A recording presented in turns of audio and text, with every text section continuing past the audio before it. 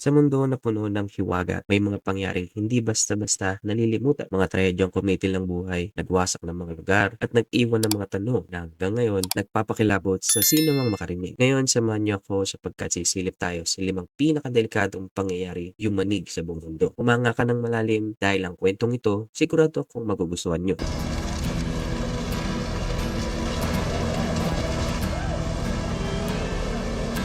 Chernobyl is on fire.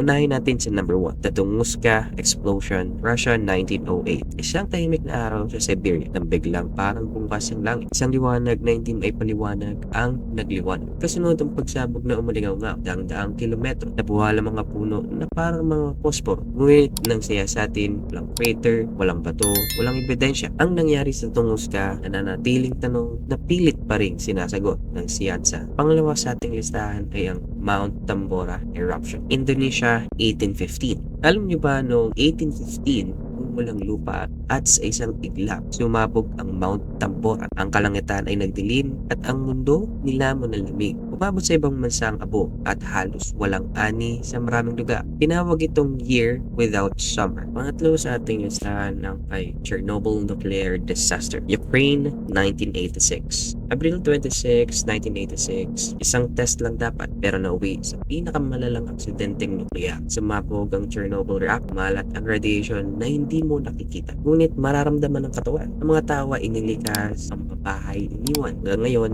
nakatayo pa rin ang Pripyat, isang patay na lungsod, alaala ng pagkakamaling hindi na dapat maulit. Pang-apat ay ang 2004 Indian Ocean Mega Tsunami. December 26, 2004. Tahimik ang dagat hanggang gumalaw ang ilalim nito. At sa paggalaw na iyon, nabuo alon na taas ng gusali. Walang oras para maghanda. Tinangay ng tubig ang bahay, sakyan at buhay. Sa isang saglit, 14 na bansa ang lumubog sa trahedya. Isang paalala ng dagat kapag nagalit, walang makakapigil. Pinakauli sa ating listahan ay ang The Black Death, 1347 to 1351. Isang kaaway na hindi nakikita, ngunit nakamamatay. Dumating ang Black Death, tila sinakop ang buong Europe. Araw, libo-libo ang namamatay. Takot, mas makapal pa kaysa sa ulap ng usok mula sa mga sinusunog na katawan. Halos 200 milyong buhay ang naglaho. Isang panahon ng kadiliman na hanggang ngayon ay nagbigay pa rin ng kaba kapag binabanggit. Ito ang 5 pangyayaring nagpapayanig sa mundo. Alala na ang kasaysayan puno ng delikadong pangyayari na kaya tayong gulatin kahit gaano pa tayo kahanda. Kung nagustuhan mo ang video, huwag mo kalimutang mag-like, mag-subscribe at i-share para mas marami pa tayong kilalang kwentong nakakakilap at nagbigay babala. Hanggang sa muli dahil dito sa mundo puno